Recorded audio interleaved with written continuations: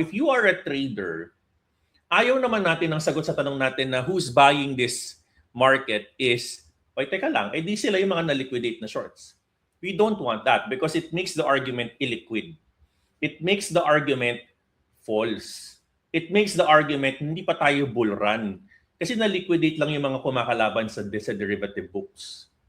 What we want is the following. Take a look into my next couple of arguments, Kamiranda. Question number 3. Bull run na nga ba? Tanongin natin, baka nakakalimutan nyo, we are in the crypto space. We are in the crypto space. When Bitcoin is at $80,000, tanongin natin sarili natin, where is Bitcoin dominance?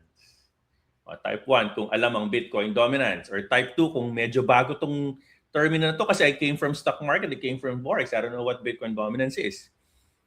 Let's try to take a look into this particular chart. Take a look, Kamiranda, at the Bitcoin dominance. Take a look at the chart. Malayo-layo pa tayo, 72.88%.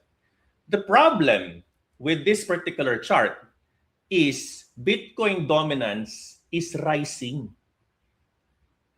When Bitcoin price is rising and Bitcoin dominance is rising as well, above 60%, it gives the argument that this is not a holistic Bitcoin bull run. Tinanggal mo na agad yung 40% ng market. Because if the Bitcoin price is pumping to almost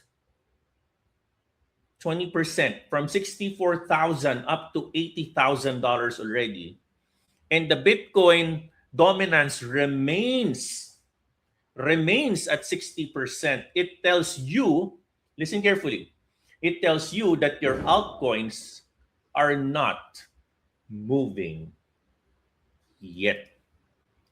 Ikaw ay nakikinig kay Coach Miranda Miner sa Daily Crypto Live. So this gives you a problem. When we want to say that it's a Bitcoin, when we want to say it's a crypto bull run, we now are faced with a dilemma that Bitcoin now becomes a bull run, but what about your altcoins? Because you need to remember in 2021 bull run and in the 2024, 2025 pump to $128,000, it was all-encompassing, umakyat. At mapapansin mo nga, Kamiranda, na konti na talaga, no? Kumukonti ng alternative coins, no? So 2021, parehas umakyat ang altcoins at Bitcoin. But noong 2024, 2025, umakyat ng konti ang altcoin dominance, but Bitcoin remained on the top simply because of the argument that there is a Bitcoin ETF already.